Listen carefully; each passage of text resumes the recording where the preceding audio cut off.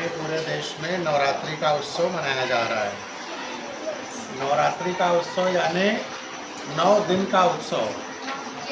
लेकिन हम लोग बोलते क्या है, नवरात्रि। 9 दिन उत्सव नहीं बोलते ना। तो जो दुर्गा माता हैं, दुर्गा माता यानी जो शक्तियां हैं, शक्तियों को हम दुर्गा माता कहते हैं। और दुर्गा माता 9 रूपों में 9 शक्तियां हैं। तो हर रूप का एक दिन ध्यान करके उनका पूजन अर्चन किया जाता है। और रात्रि इसलिए बोलते हैं कि आप लोग देखो, जब सुबह उठकर पढ़ाई करते हो रात के समय में, सुबह सुबह, तो मन एकदम एकाग्र रहता है, पढ़ने में मन लगता है ना। जो पढ़ते हो याद भी रहता है, इसलिए कि रात में सोने के बाद सब कुछ डिलीट हो जाता है, बहुत कुछ जो दिन भर कचरा रहता है दिमाग में, तो सुबह हम फ्रेश रहते हैं। ऐसे ही जो ऋषि मुनि हैं वो भी जब साधना करते हैं अपनी, तो रात्र में करते हैं।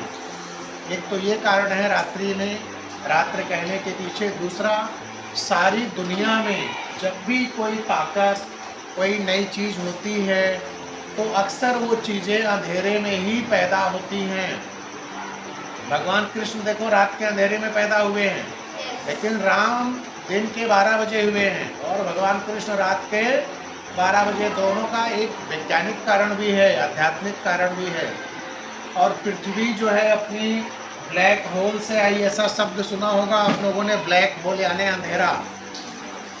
या जैसे जब हम लोग अपने माँ के पेट में थे, सभी के सभी जितने लोग यहाँ बैठे सब थे कि नहीं, कि कोई डायरेक्ट आया है? सब अपनी माँ के पेट से आए हैं। तो माँ के पेट के अंदर क्या होगा, उजाला या अंधेरा? अंधेरा होगा। इसका मतलब गर्भ होने के लिए अंधेरा चाहिए, और उस अंधेरे में ही बच्चा बहुत स्पीड में डेवलप करता है, बहुत जल्दी जल्दी बड़ा होता है। इसलिए अंधेरे का संसार की सृष्टि में, रचना में बहुत महत्व है। ऐसे ही बहुत सारे ऋषि मुनि रात के अंधेरे में साधना करते हैं। रात के अंधेरे में थोड़ा सुकून भी हो जाता है, पशु पक्षी शांत हो जाते हैं, बहुत सारा शोर बंद हो जाता है, तो हमारा ध्यान लगता है। तो पूजा पाठ में ध्यान भी लगाया जाता है, मेडिटेशन भी किया जाता है, तो उसके लिए भी रात बहुत अच्छी रहती है। और ये जो दुर्गा हैं, इनके 9 स्वरूप हैं। 9 स्वरूप यानी 9 तरह की शक्तियाँ। जैसे हम लोगों की अलग अलग शक्तियाँ हैं। स्टूडेंट आप हैं, कभी आप नौकरी करेंगे तो नौकरी वाले हो जाएंगे। जब बूढ़े हो जाएंगे तो आपको ही दादाजी कहा जाएगा। जब आप एकदम छोटे थे तो आपको बाबू सोना कोई बोलता था। अभी बाबू सोना कोई बोलता है? लल्ला कोई बोलता है? अब आप बड़े हो गए, आप छोटे थे तो लल्ला थे, अभी बाबू सोना नहीं रह गए। ऐसे ही देवियों के भी अलग अलग रूप हैं। है देवी एक ही, लेकिन उनके 9 रूप हैं। उन 9 रूपों की साधना हम लोग 9 दिन करते हैं। उसमें जप करते, जप यानी मंत्रों का जाप करना माला लेकर, तप करते हैं और उपवास करते। उपवास का मतलब लोग समझते हैं खाना नहीं खाओ तो उपवास है, वो भी है एक मतलब, लेकिन उपवास का मतलब है ईश्वर के करीब वास करना। उप का मतलब कभी कभी भगवान से भी होता है, भगवान के करीब वास करना। वास माने रहना, भगवान के करीब रहना यानी उपवास। उपवास का मतलब ये नहीं कि दाल चावल रोटी भाजी छोड़ दिया, आधा किलो साबूदाना, 1 किलो खिचड़ी साबूदाना और आधा किलो आलू और खीर और 2 किलो फल, मेवे, बर्फी, ये सब खाना, इसको उपवास नहीं बोलते हैं। ये क्या है, खाना चेंज कर दिया आप 9 दिन के लिए, तो इससे तो और भी प्रॉब्लम आएगी।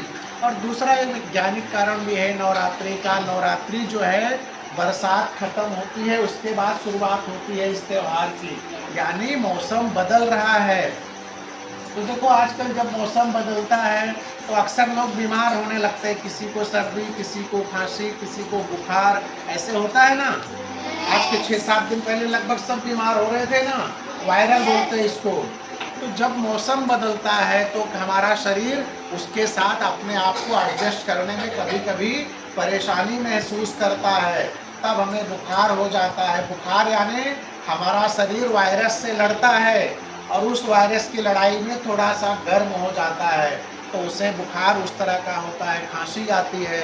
तो ऐसे समय में डॉक्टर क्या बोलता है, मूंग की खिचड़ी खाओ, थोड़ा खाना खाना, ज़्यादा मत खाना, तेल का तो बिल्कुल मत खाना।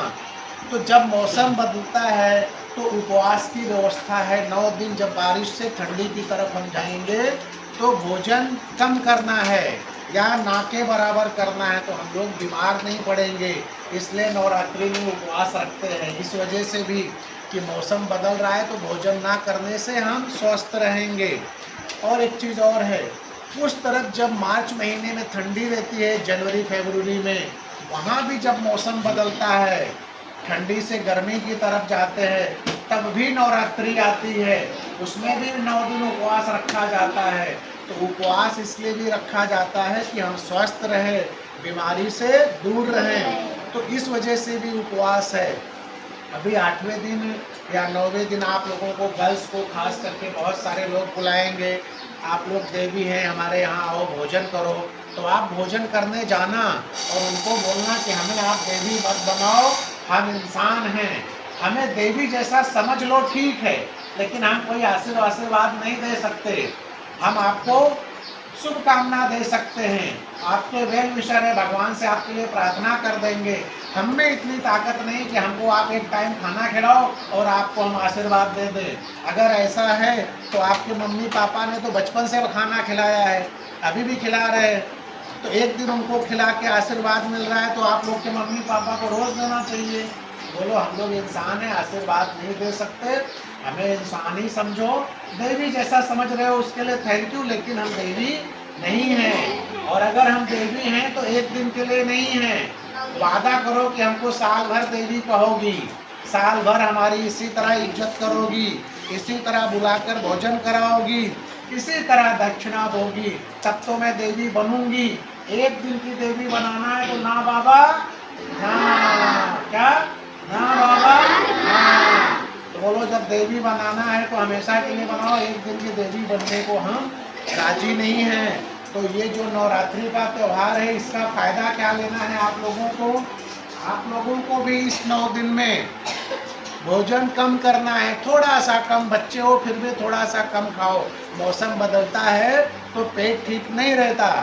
और इस 9 दिन में आपको भी नियम बनाना है कि अगर हर दिन 1 घंटे पढ़ाई कर रहे हैं तो नवरात्रि में 1.5 से 2 घंटे पढ़ाई करेंगे और ज़्यादा याद भी रहेगा। इसलिए कि देवी माँ इस समय धरती पे घूम रही है नवरात्रि में, तो जब देवी माँ धरती पे घूम रही तो आपकी तरफ भी उनका ध्यान आएगा, थोड़ा पढ़ोगे ज़्यादा याद हो जाएगा। इस 9 दिन में जो लोग सुबह नहाकर नहीं आते हैं, आदत डाल लो कि नहाकर स्कूल जाना है, तो जब 9 दिन नहाकर आओगे तो साल भर आदत लग जाएगी। कोई नहाकर नहीं आता हाथ मत दिखाओ, जो नहीं आता आगे से नहाकर आएगा।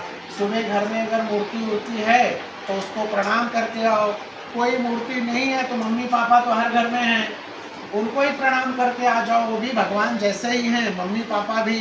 और माँ को बोलो मम्मी जैसे मैं नवरात्रि में एक दिन देवी बनती हूँ, मैं तो तुमको हमेशा देवी बना रही हूँ, मैं तुम्हारा पैर रोज छू लूँगी।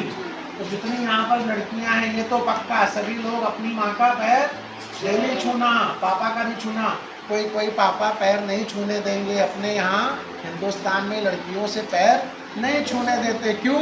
इसलिए कि लड़की को देवी मानते हैं, इसलिए नहीं छूने देते। तो अच्छी बात है ना छूने दें, तो आप खड़े होकर अच्छे से प्रणाम कर लेना, पैर मत छूना।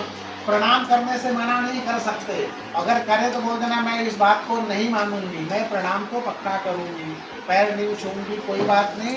वो पूछेंगे क्यों, तो बोल देना इस धरती पर आपने मुझे लाया है, तो मेरे भगवान की तरह आप हैं, तो इसलिए मैं आपको प्रणाम कर रही हूँ।